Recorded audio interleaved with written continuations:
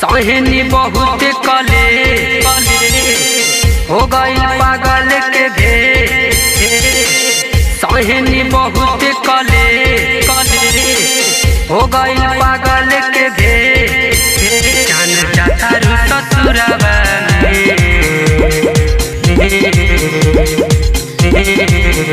जान रहता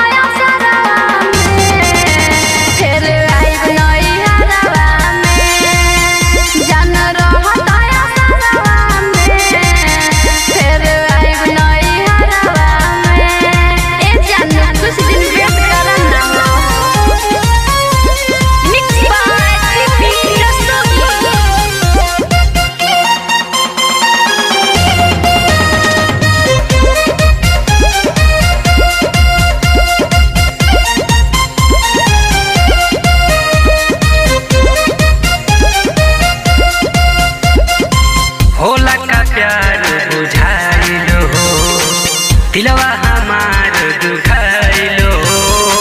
सुना नया रंग पिया बंधर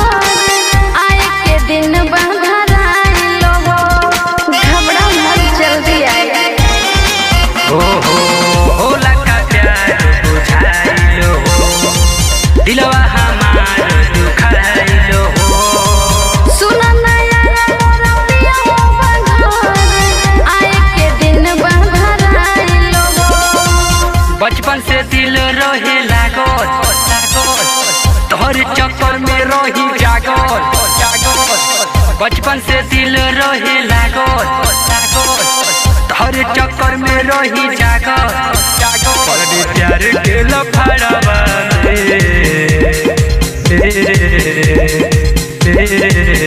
जान रहता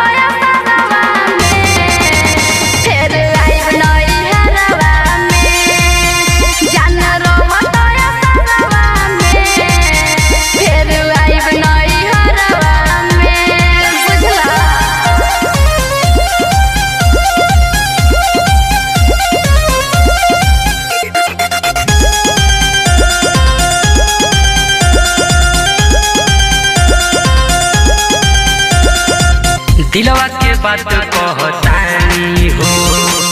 आज ले तुम्हारे हम बानी हो घुट घुट के हम जियतानी करे जा बहुत से तुम सहतानी हो का करी हमरे हाल कैसे बा दिलवा के बात कहतानी हो आज ले तुम्हारे हम बानी हो घुट घुट के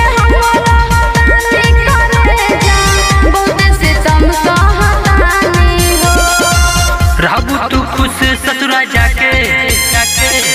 मिलन डबल से आके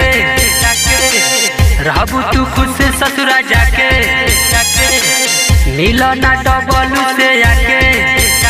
आजा लेबे के कमरवा